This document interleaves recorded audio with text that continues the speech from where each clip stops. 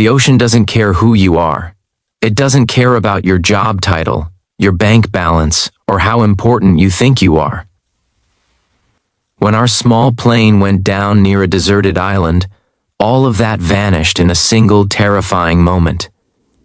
1 second, I was an overworked employee trying to impress my boss. The next, I was standing on wet rocks, staring at the wreckage behind her, realizing our lives now depended on something much simpler than ambition. And then she looked at me, not as my boss, not as the powerful woman from the corner office, but as a scared human being.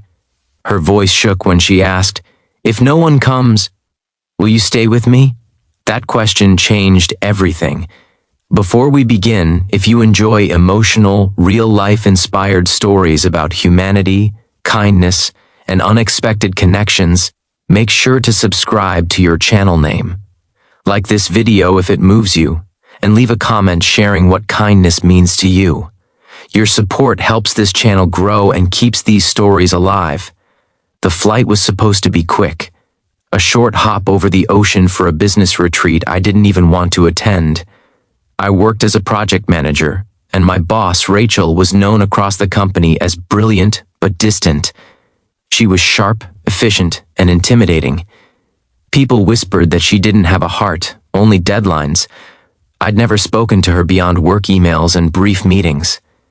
On the plane, she sat 2 rows ahead of me, reading reports like it was any other day. Then the turbulence started.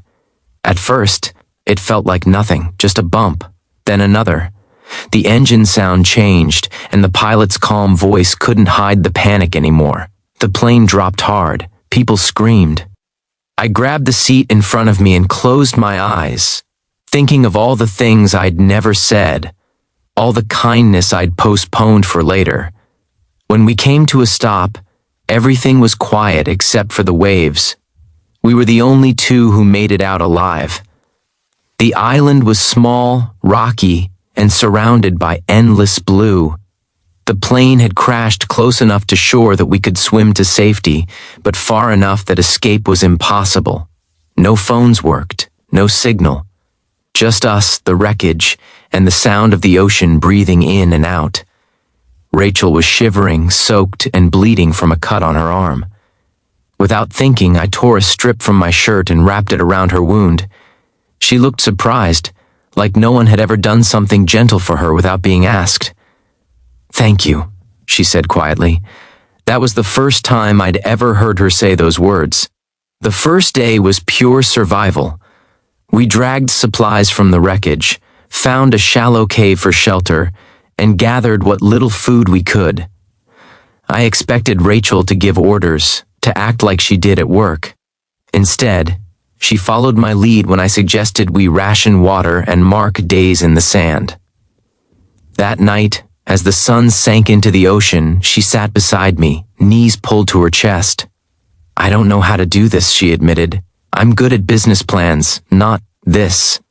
I realized then how lonely power can be. At work, everyone saw her as untouchable. Here, she was just a woman afraid of being forgotten. Days passed. We built a routine. I fished badly, failed often, and laughed at myself. Rachel learned how to start a fire, her hands blistered but determined. When she burned her fingers, I cooled them in the stream and told her it would be okay. She smiled, a real smile, not the polite kind she wore in meetings. One afternoon, a storm hit without warning. Rain slammed into the island, and wind howled through the rocks. Our shelter barely held. Rachel panicked, her breathing fast and shallow. She kept saying we were going to die, that this was her fault for insisting on that flight. I took her hands and looked her straight in the eyes. "We're alive," I said, "and we'll get through tonight together." I didn't say it as her employee. I said it as another human being. She leaned into my shoulder and cried. Not quiet tears, but the kind that come from holding everything in for too long. I stayed still, letting her release what she'd been carrying for years. In that moment, kindness wasn't a grand gesture. It was simply staying. As the days turned into weeks, our conversations deepened. She told me about growing up poor, about working twice as hard to prove she belonged, how kindness, to her, always felt like weakness, I told her about my dad, who used to say that being kind didn't make you smaller. It made the world bigger. One evening, as we watched the sky turn pink and gold, Rachel said softly, "No one's ever taken care of me like this. They either want something, or they're afraid of me." I didn't know what to say, so I told the truth. "I don't want anything. I just don't want you to feel alone." That's when she asked it. "If no one comes," she said, staring at the horizon, "will you stay with me?" The question wasn't romantic. It wasn't desperate. It was honest. I thought about my life back home, the long hours, the constant stress, the way kindness often got lost in the rush to succeed. Then I looked at her, strong, vulnerable, human, and realized how much we'd already changed each other. "I'll stay," I said, "as long as we're kind to each other." She nodded, tears in her eyes. A few days later, a boat appeared on the horizon. We screamed, waved, and lit a fire. Rescue came faster than we expected. As we packed up, Rachel looked conflicted. Back in the real world, everything rushed at us again. Doctors, reporters, company statements. But something was different.